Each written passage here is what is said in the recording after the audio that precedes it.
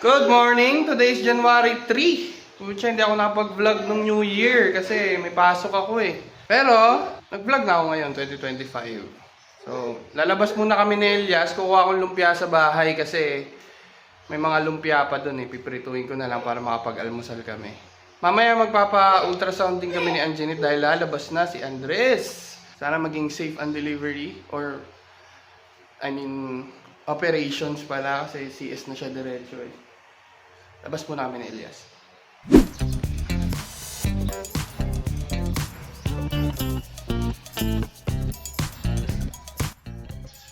Chicken yan be. Yan yung handa natin ng New Year. Barkada niya yun yung kinain mo.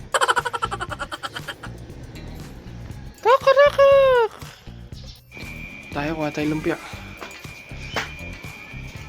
Hagim si Lola.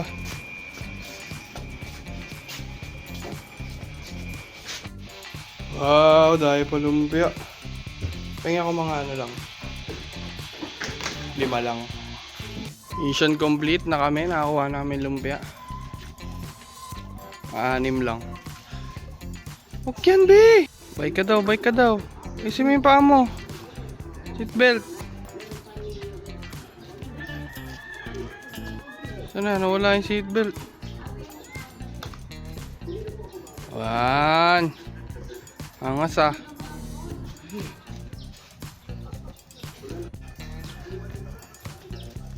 Harap buhay ah.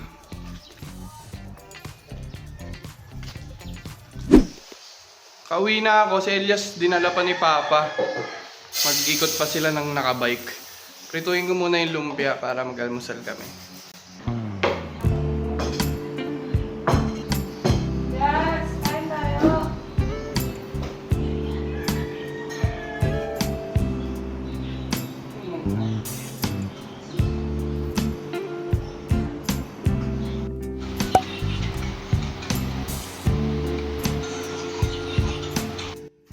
Habang nagpapanginga sila, magluto muna ako tanghalian namin. Magugulay naman kami kasi itong nakarang mga holiday, puro karne. So, magugulay naman kami.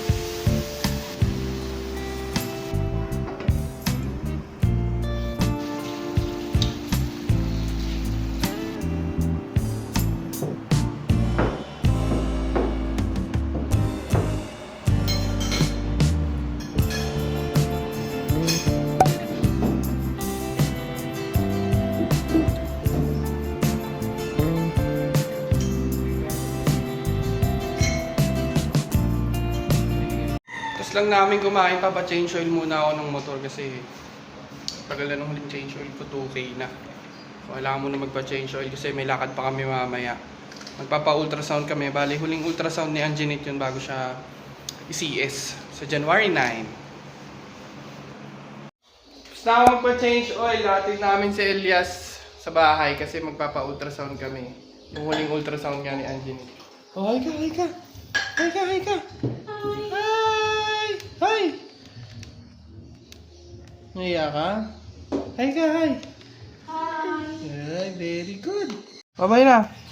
Bye-bye! Bye-bye! Bye-bye, Nini! Papa-ultrasound lang kami, ha? Bye-bye na! Bye-bye na sa akin, magbababay! Hi! Bye-bye! Asa ba ng buka?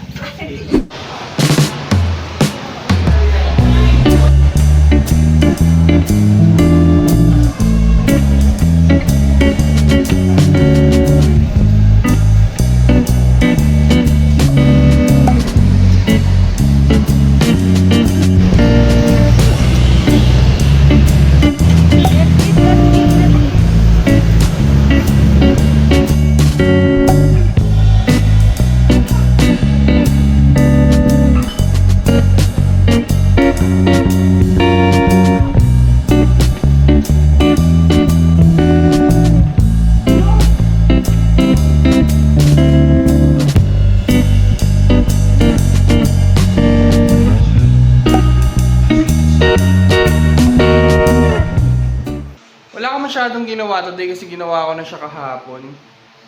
Ang dami na akong ginawa kahapon para, chill na lang yung second day ng rest day ko. Pero dito ko na rin tatapusin yung vlog. Maraming salamat sa panonood, future self. Sana masaya ang New Year mo kasi hindi ako napag-vlog ng New Year. Pero next year, sigurado mag-vlog ako para, mabalikan ko yung mga bawat taon ng buhay ko.